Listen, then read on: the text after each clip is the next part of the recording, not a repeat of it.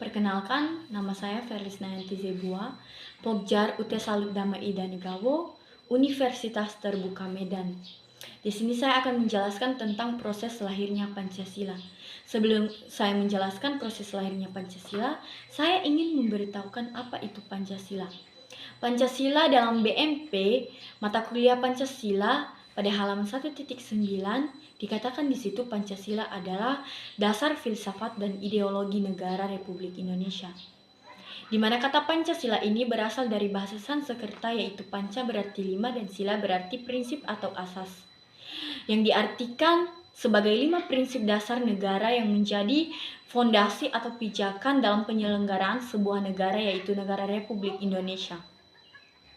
Pada tanggal 1 Maret 1945, dibentuklah Badan Penyelidik Usaha-Usaha Persiapan Kemerdekaan Republik Indonesia atau yang dikenal dengan BPUPKI, dan diresmikan oleh Jepang pada tanggal 29 April 1945. Tujuannya yaitu untuk mempercepat persiapan kemerdekaan Republik Indonesia.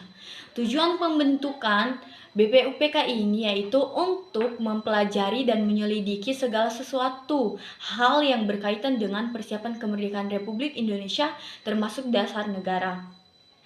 Nah, pada tanggal 29 Mei 1945 diadakan sidang pertama BPUPKI, di mana Muhammad Yamin dan Insinyur Soekarno-Hatta menyampaikan calon gagasan dasar negara.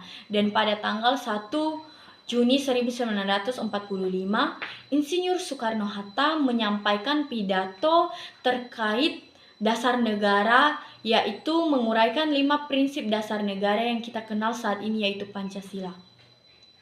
Dan setelah itu pada tanggal 22 Juni 1945 dibentuklah Panitia 9, yang dimana Panitia 9 ini beranggotakan 9 orang, yaitu tujuannya untuk merancang naskah rancangan pembukaan Undang-Undang Dasar Negara Republik Indonesia yang dikenal dengan Piagam Jakarta, di mana Piagam Jakarta ini berisikan rumusan Pancasila, yang dimana sila pertama ketuhanan yang Maha Esa dengan kewajiban menjalankan syariat-syariat Islam bagi pemeluk-pemeluknya.